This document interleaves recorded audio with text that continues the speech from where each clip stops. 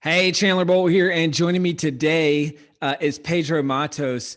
Pedro is the author of the book "I Wish Everyone Was an Immigrant: The 8 Traits Successful Immigrants Can Have, and How you can use them in pursuit of the American Dream." He's also the head of business development here at Self Publishing School. Pedro is one of the original Self Publishing School employees and has created 2 positions for himself at Self Publishing School. He's just such a likable guy, an easy guy to root for, and has been a huge part of how we've been able to grow so quickly over the past few years. So I'm very excited for this interview today. We're going to be talking about a little bit about his book and how he published it, marketed it, things like that. But really, we're going to dive into partnership marketing, also known as affiliate marketing, also known as business development. you may have heard it called a myriad of different things, but really, how do you use partnerships and relationships to grow your business and to sell more copies of your book or your books? Okay, so that's what we're going to be talking about today. Pedro, welcome. Great to have you.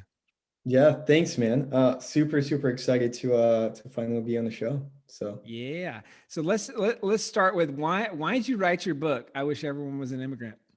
yeah, so I mean, the story of the book goes back, to 2017. So I had just came off of running or having my first 2 business experiences. So like you, I ran my own painting business after my freshman year in college, did pretty well there, dropped out, decided to start my first business outside of that, which was a gym that also did well. But throughout that process, I decided that I was missing a lot. I didn't have the business knowledge. I didn't have the direction that I wanted to. And so I decided to find a mentor, right? Someone who was running the business that I wanted to run and making the impacts that I wanted to make in the world. And that is what led me to self-publishing school and in finding you. And it was actually in one of the phone calls that we had, when I was trying to get myself, through the doors here of SPS. And I asked you the question, it's like, Chandler, we both decided it wasn't a good fit at the time, but I was like, hey, what do I need to do to work at self-publishing school, in the next few months, right? And you very clearly told me, hey, like it would be awesome if you could, join this company and teach people and inspire people through experience, right? So I think you should go through the process of writing and publishing your book yourself. And so right after the call, I gave Lisa, who was our sales rep at the time, a call and enrolled right there. And that kind of kickstarted the process of, writing I Wish Everyone Was an Immigrant, went through the course, had my coaching call, got very clear that I wanted to write a book that basically describes the immigrant experience in the United States and lessons that I basically learned from that. So That's awesome. Yeah, and obviously, Pedro, you're from Brazil, migrated to the States. It was second grade, right? fifth grade. Fifth Fifth grade. grade, fifth Yeah. grade. And one of my favorite stories, I tell this all the time, about how you migrated to the States and your teacher, you didn't speak much English, so your teacher gave you a Spanish dictionary. Yeah. Which, if you're not laughing or if you don't understand the irony there, congratulations, you're probably an American.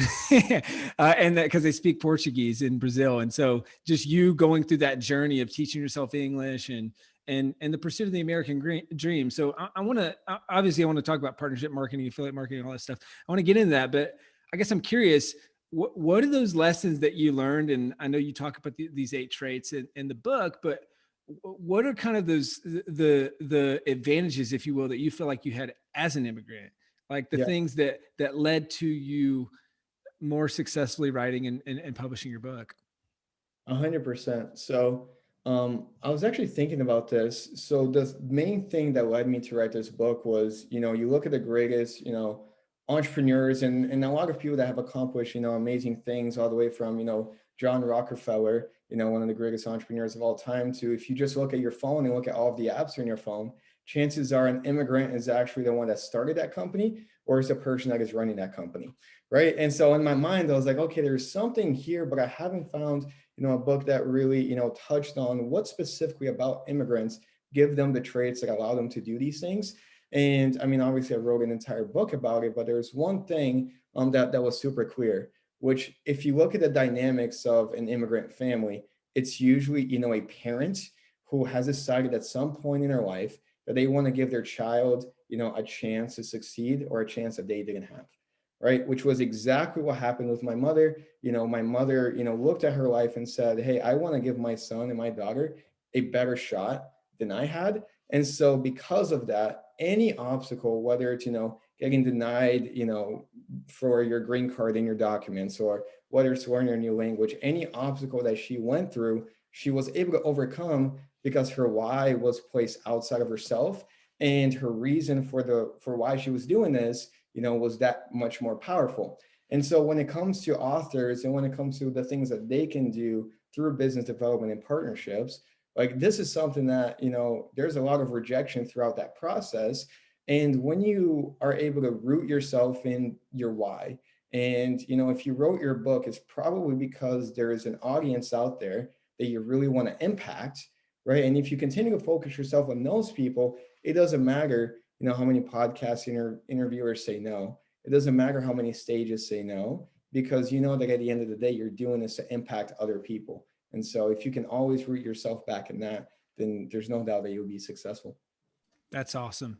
And there were three things that bubbled up to the surface from what you said. There's a purpose outside of yourself. Yeah. And obviously you learned that from your mom. So there's a purpose outside of yourself, which a lot of people, I mean, if you're writing a book and you have a purpose outside of yourself, it's going to keep you going when the going gets tough, and it will get tough. Right. And then there's an independence of saying, hey, I'm going to go create something new. Which is, I mean, for you guys, it was migrating to the States. And then for authors, it might be saying, hey, I'm going to go self-published. I'm not going to go the traditional route. I'm going to, take kind of this independent step. And then the third one that stuck out to me that I think is a commonality, not just for immigrants, but especially for immigrants, is resourcefulness. And just that find a way mentality of constantly running into roadblocks and figuring out, how do I get around this? I talked about this with Justin and Alexis Black on a recent self-publishing school podcast episode. It's a good one to listen to. But just how for them, it was the foster adopt kind of background. And I asked, hey, what about that helped you along this journey? It was the same type of thing. So I love kind of connecting those dots and seeing those commonalities. I want to switch gears into partnership marketing, right? Yeah. And so for starters, so obviously you run business development currently at Self-Publishing School and partnership marketing SPS. What is partnership marketing or affiliate marketing? And then kind of two-part question, how can authors use this to sell more books or to grow their business? Yeah, 100%. So when I think of partnership marketing here at Self-Publishing School, the way that I think about it is that, obviously we have a product that we're looking to sell to specific customers, right? With that being said, the chances that there are other organizations, there are other businesses that already have those customers, right? They have done the work, they have, spent the marketing dollars, they have those people inside of their ecosystem. And what partnership marketing does is it allows us to get in front of those people by creating win-win scenarios with those companies in a way that is both beneficial for us because we acquire new customers and we're able to help more people write and publish more books. And on the other side, the person that we're partnering with are, they're either getting a commission, they're sharing an amazing product with their audience. They're continuing, to build that trust and that belief with the people that, are in their group. And so basically partnership marketing is finding a way to find the pools of people that have your ideal avatar in it already. Yeah, that's great. And I want to circle back and we'll use self-publishing school as kind of like a case study example here Yeah. in a bit. But first I want to lay the foundation and get people's mind going about how they might be able to use this, especially with their book at the forefront. So we talk about, you talked about win-win scenarios. But I love this piece that you talked about. It. I think it was either Author Advantage Live or one of our Author Advantage Accelerator events. So we have this concept called the 4Ps, the 4Ps of a high converting offer or best-selling book. So who's the person that you're writing this for? What's the pain that they have? What's the promise that you can make them that helps solve that pain or problem? And then what's the price that they're willing to pay for that or that it's worth to them, right? But starting with the person, which is where we start in the avatar. I think the quote you said was, people are already talking to your target readers or your target audience. Can you kind of unpack that? And then how, as an author, would I even start thinking through like, okay, who could I partner with? Yeah, 100%. So for self-publishing school specifically, right, I always go back to, our longtime friend and great partner, Hal Elrod, right? So Hal is an example of somebody who has written, one of the most successful self-published books of all time, right, which is The Miracle Morning. As a byproduct of that, a very large number of people in his audience aspire to be like Hal, right? And so they want to follow in his footsteps. They want to write and publish their own book, right? That's the, call it the pain, right? Which is the people in this audience have this pain, which is they want to write and publish their own books. The pain for Hal is that he doesn't want to start a publishing company, right? He doesn't want to go through the process of coaching, the thousands of people inside of his community who want to go through the process. And so a great promise that we made to him is like, hey, Hal, basically, why don't you get Chandler Bolt on your podcast? Why don't we do a webinar training where we will actually teach your people, give a lot of value on how they can do exactly what you did. And it just made a lot of sense for Hal because he's able to solve that problem for their audience. The price and the thing that he's getting from that is that he's getting, paid a percentage of those sales. But he's also, if you go on his Facebook group, he's seeing the results in all the people that, successfully publish and, had one of the biggest dreams of their lives come true. And so that's a great example of, like, for us, a great person, a great partner is someone who has written a successful book, who has people who aspire to be like them. And those people don't necessarily want to teach those people how to do that. And so they very, easily send them to us. So, Yeah. and yeah, sorry, as you were saying. Oh no, that's awesome. And such a great example because there's the, when we do that for someone, but when we're, signing up folks to self-publishing school, they get a check and then they don't have to do any of the customer support. Right. So like Right. that's a benefit, that's a promise or benefit to them.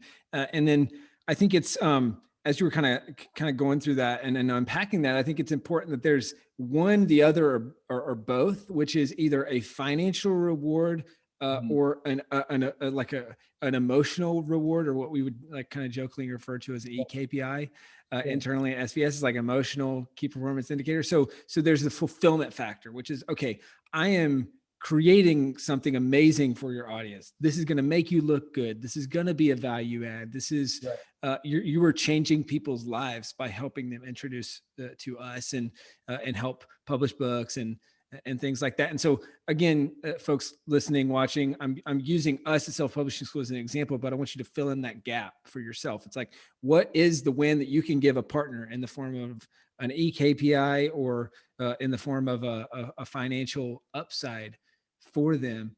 I want to start with this. So obviously, if people are thinking about this, the first question is, all right, who would I even reach out to? And like, how would I go about that? And so your action item that I'd say for anyone listening or watching is to create a list of 10 potential partners as soon as that you finish listening to this podcast or watching this on the YouTube channel. So can you walk us through, Pedro, how do you look at, coming up with that list of potentials before we even reach out? 100%. One of the easiest things that any author that is listening to this can do is, if your book is on Amazon, right, go to the category that your book is listed in, look at all of the other people that show up in that page. Those are the other people that are basically competing for the same customers as you, right? Chances are those people are speaking at local events. Chances are those people are doing podcast interviews. Chances are those people are, getting written about in their local newspaper or some type of blog, right? And it's very easy for you to reach out to those same exact people, reference, the person that you just found that is in your author page, and say that you'd like to speak on a very similar topic with a little bit of a different twist, right? That is one of the things that, we did here at Self-Publishing School. We had a few people that served a very similar audience as us. And so we just piggybacked on top of that and reached out to those conferences and affiliate partners and blog posts, etc. So that's probably one of the easiest places I would start. Nice. And so that's, hopefully we got some ideas flowing. Now this overlaps with a bunch of other stuff. I mean, we've had other, podcast interviews, we've got other content. like it overlaps with the episode where I had my brother Seth Bolt of Need to Breathe and Tori Bolt of Bolt Farm Treehouses, and they talked about how they do this to get like Tim Tebow to shout out Bolt Farm Treehouses on Instagram, or like all those type of things. And so that'd be a good episode to cross reference or listen to as well. And then our podcast. So I guess one of the first places to start, and because I want to make sure that people have quick wins, book specific. I think this is one of the best things that you can do to grow your business. Obviously, not everyone has a business. And some people are listening to this saying, yeah, but how do I sell books with this, with partnerships? So how would you break that down specific to authors? Like, I know there's the podcast route, there's speaking, which you alluded to. Can you kind of walk us through how you generate a list of opportunities where me as an author, like I could get a quick win? 100%. So I would say that there's two places that you can get some very quick wins. One of them would be podcast interviews. The other one would be Facebook groups, right? So for example, if you're someone that has written a book on back pain, right? How to heal your back pain, you're a chiropractor, you want to get your book out, in front of that audience. What I would do is I would literally search chiropractor podcasts on iTunes and Spotify. I would go to that chart. I would scroll all the way down, right? Because you don't necessarily want to start with the most competitive podcasts or the podcasts that are doing the best. You want to do this technique that here at Self-Publishing School we call working up the chain, right? Because once you get the first one under your belt and you reach out to those hosts, podcast hosts know other podcast hosts. And so if you get your first one, you can very easily ask for introductions to other people. And if you do a good job and you're presentable and they like you, that's going to start the momentum and the flywheel that's going to allow you to, continue to sell more books and get on even more shows. I would do the same exact thing with Facebook groups. So, Facebook groups for folks with back pain, Facebook groups for chiropractors, and offer basically to teach, right? To basically whatever you wrote about on your book, the best way to sell the book is to just give all the information away for free, and people will pay you to tell them that information again, right? Which is exactly what we teach here at Self-Publishing School as well. And so, for example, one of the things that just happened to me here recently was my mom actually wrote a post inside of a group called Gringas, right? Which, if you don't know what Gringas means, that's basically a word for a foreigner.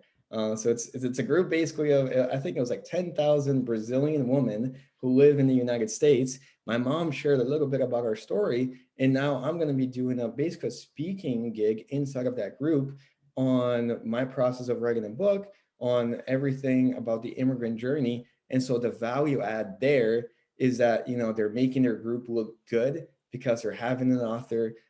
It's completely aligned with the goal of the group. And so those are some of the things that I would do. And I would add again that like the value add doesn't always have to be financial, right? The value add, like I think in a little bit of a bubble right now, where there's a lot of people writing and publishing books, but being an author is still such a rare thing. And having a group where you're bringing the actual author of the book to talk about that specific book is already a huge value add for any organization.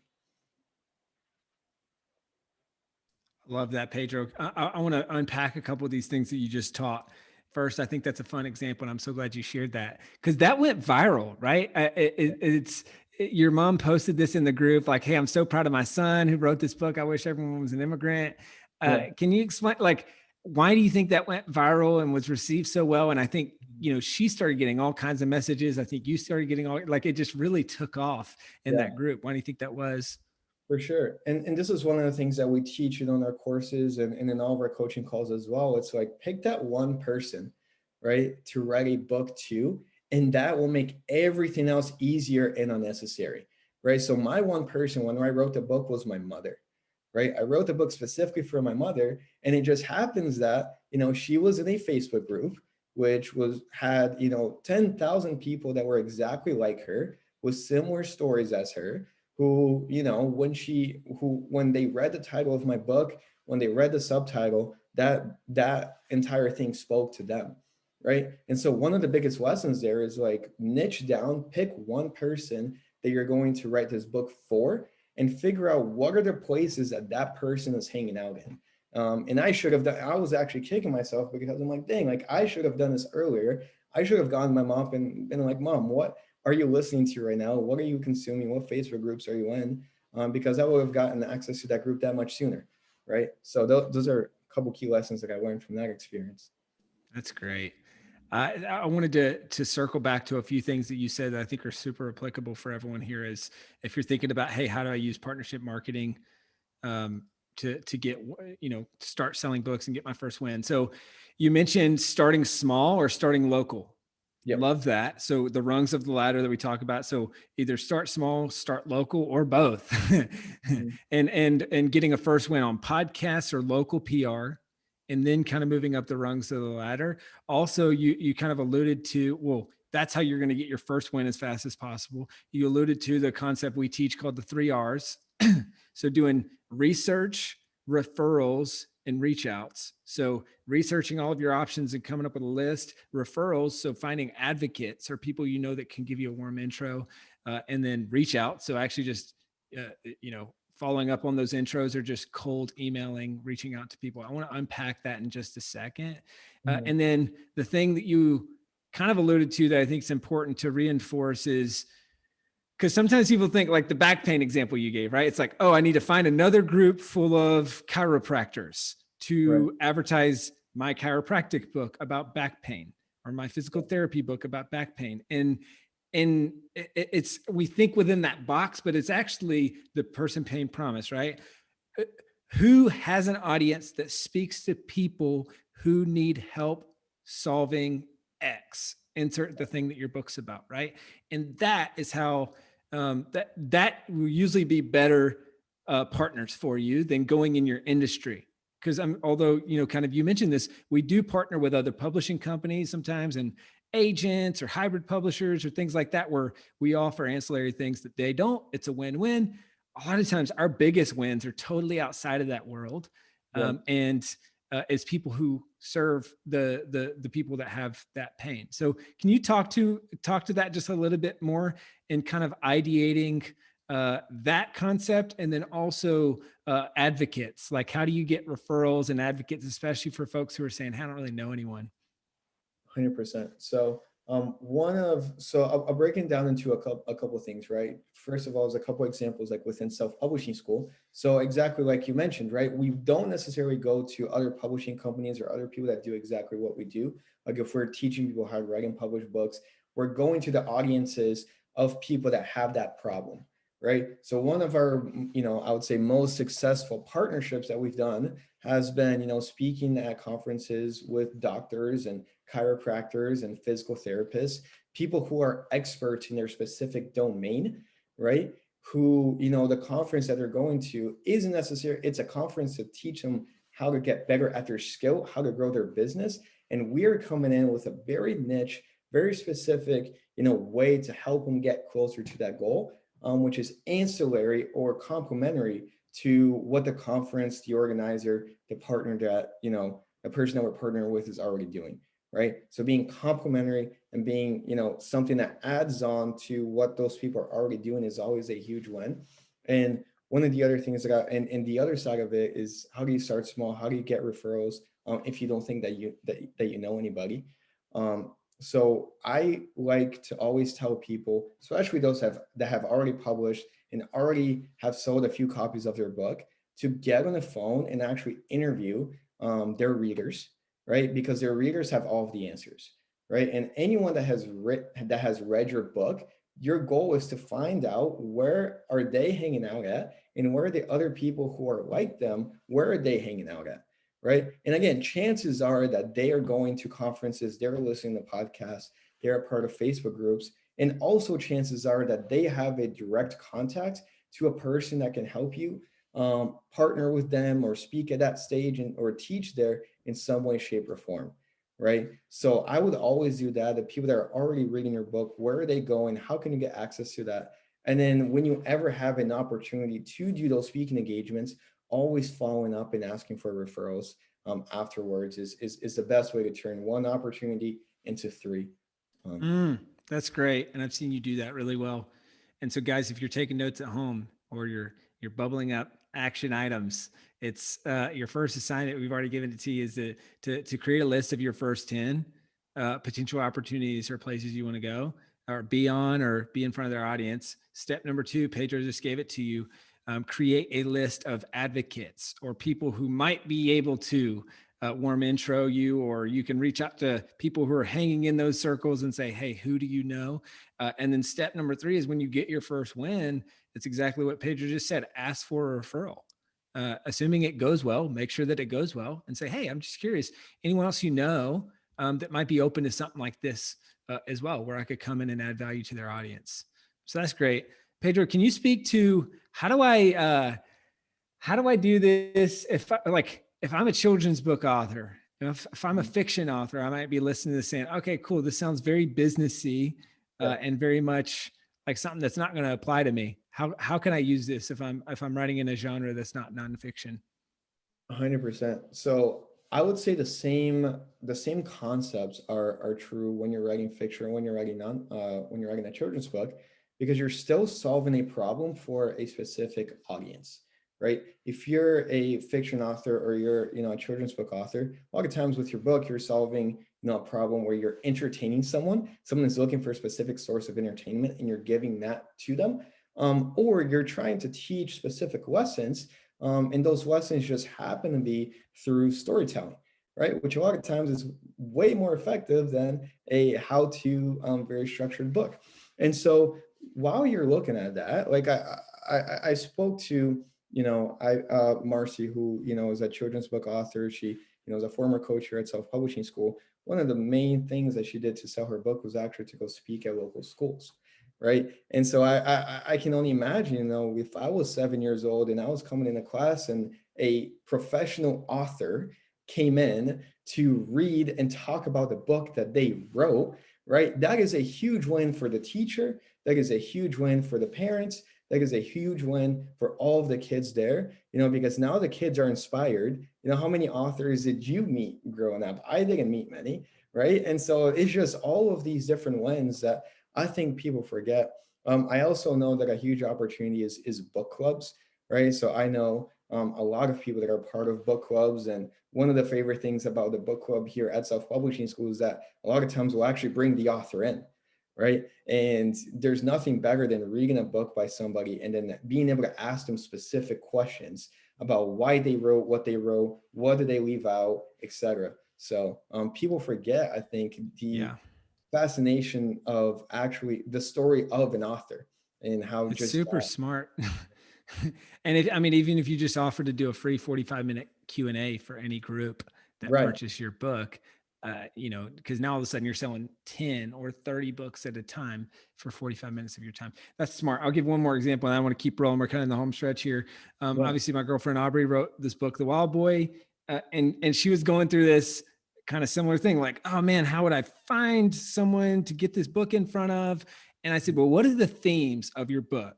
And the themes are adventure. The themes are protecting the environment, getting outside to play, all those things. I said, okay, well, who talks about that or has an audience of people who care about that? And so it's mom groups, it's Instagram influencers. She's thinking about like people that she saw on The Bachelor, The Bachelorette, that she knows has kids and kind of has a mom audience and reaches out and just says, hey, I'll send you a copy of this book. I'd love for you to read it to your son or daughter, or, I'd love to send you a copy. So I really recommend, just if you want to start a relationship, well, first, obviously you've went through some of the homework, find people who are speaking to the audience that you have, do a collab or a promo or something, or just send them a free copy of your book and you're starting the conversation. And I think this leads in well to something I definitely want to talk about, which is authentic relationships and win-win partners. I feel like you do this really, really well, Pedro. How do you do this in a way that it doesn't feel just like, hey, will you promote my book? Hey, will you promote my book? Hey, will you promote Self-Publishing School? Hey, will you, it's just like, how do you make sure that you're adding value, starting relationally, and how can other people kind of model how you do that? 100%. So the way that I think about providing value, right? Because I think when we think of networking, a lot of people give that advice, hey, give value first, right? And I do think a lot of times it's a little bit vague on what that actually means. The way I like to think of value is just problem solving, right? And so whenever I get on a call with someone, whenever I'm reaching out, the number one thing that I'm trying to do is understand what is a problem that person is working through right now. And how can either I personally solve that problem, or do I know a person that can, and how can I connect those two people? Right. And so that is my approach to networking. And a lot of times it just turns out that the problem that that person is having, maybe they are running a very specific conference, right? Because obviously I talk to conference organizers all the time, and they express to me that, hey, they were looking to find, speakers to provide value for that audience. That is a very authentic thing, because I know that we have great speakers here at Self-Publishing School that can, provide tons of value to their audience.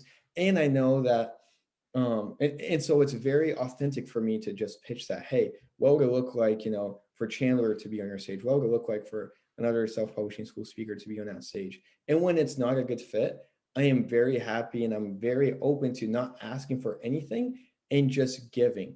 Right. I am very open to making introductions. I'm very open to helping them through a specific business problem that they're having. Because I know there's a ton of opportunity out there, and it always comes back to you. So 100%. to problem solving to really wrap it around. Oh, for sure. And you see, even sometimes we'll offer to add value by saying, hey, bring in Chandler, someone on the speaking team, and we'll give books to every one of your attendees, or like Yeah. just looking for ways that we can add value.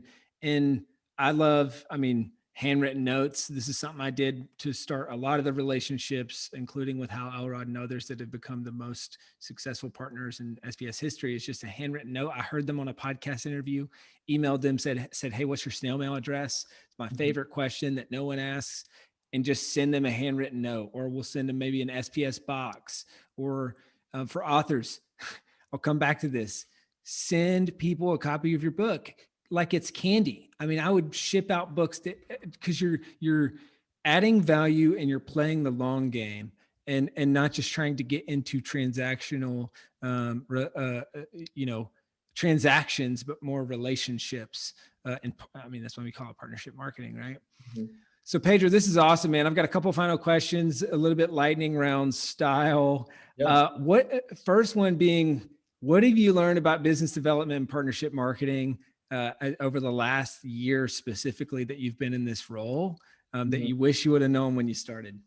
Yeah. So the biggest thing is that, it comes back to that quote where, to the man with the hammer, everything looks like a nail.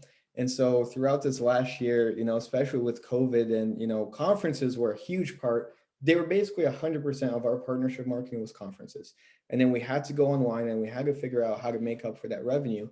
And so it finally clicked to me that the medium doesn't matter. What matters is the audience. What matters is the partner. And the way that you partner with them can be completely different. But if you're providing value to them and to their audience, then that usually can create a win-win scenario. So That's so great. Anything else or any other tips when you're just thinking about, okay, if I'm listening to this right now and I haven't made a single deal, but I'm yeah, trying to get my first deal, any other tips you'd give kind of to help people land their first deal or first kind yeah, of win-win partnership? yeah. And I know we mentioned this before, but start small, start local, right? Get your first win under your belt as quickly as possible. Your local newspaper, your buddy that that has a podcast. So like anything that you can do to get your first win and get the momentum, do that, and that will usually help you kickstart the entire process. That's great. All right. Couple final questions here. So, uh, knowing what you know, knowing what you know now, Pedro, what would be your advice to folks who are other Pedros, whether they're immigrants, first time authors, like about to go on the journey of Mhm. writing and publishing their first book? What would be kind of your parting piece of advice for those folks? Yeah. I mean, keep that one person that you're doing this for in front of your mind throughout the entire process, right? There's going to be days where you Mm, don't want to write your book. There's going to be days where you want to send that email to that local newspaper or to that podcast host, and you don't want to do it because you're scared of rejection, right? All of these things are going to come up. But if you keep that one person in mind while you're doing this entire process, it makes things much more easier, and it makes things much more fulfilling throughout the entire process. So. that's great. Pedro, where can people go to buy your book? Yeah. So Amazon.com. The name of my book is called "I Wish Everyone Was an Immigrant." For anyone that is interested in that. Yeah, check it out. and purchase a copy. So Pedro is on a mission to help us change more lives at Self-Publishing School through business development, through partnerships. I think he's done, gosh, what, million and a half over the last year, closer to 2 million for partnership marketing. Yeah, a little over that. Yeah. Okay. So, and the goal is 4 million over the course of the next year, but really it's above all that, it's changing lives through helping more people publish books. So Pedro, if someone's listening to this and they're thinking, hey, I'd love to partner with Self-Publishing School, I'd love to send them customers or bring in Chandler or bring in the speaking team to speak with my audience at my conference, in my Facebook group, do a webinar, like kind of all those things. 2-part question. What's the ideal partner and someone that would be a good fit for us to partner with? And then second part, how can they get in touch with you and in touch with us to talk about what that look like?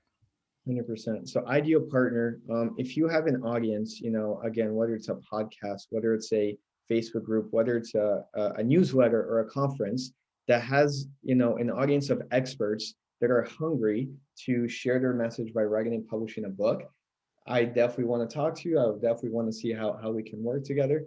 And the best way to contact me is directly through my email. So my email is Pedro, that's Pedro, at self-publishingschool.com. Or you can go to our speaking page, which is self-publishingschool.com/speakers. And there's an easy form there that you can fill out, get more information, and I'll be reaching out to you after that. Awesome. Perfect. Hey, so if you have an audience of folks who you're like, hey, we at least have a subset of people who are thinking about writing a book, which, spoiler alert, New York Times says that 81% of people want to write a book. We know less than 1% of people actually do it. So a lot of people have audiences of people who are thinking about writing and publishing a book. Even if you did it and someone saw you do it, then we'd love to partner with you or figure out what that would look like. So email Pedro at self-publishingschool.com, or go to our speaking page. You can find out details about booking me or one of our speakers to speak at your event, or come in to do a virtual training in the age of COVID and beyond. Pedro, this was awesome, man. Thank you so much. Yeah, Chandler, thanks so much for having me, dude. Appreciate it.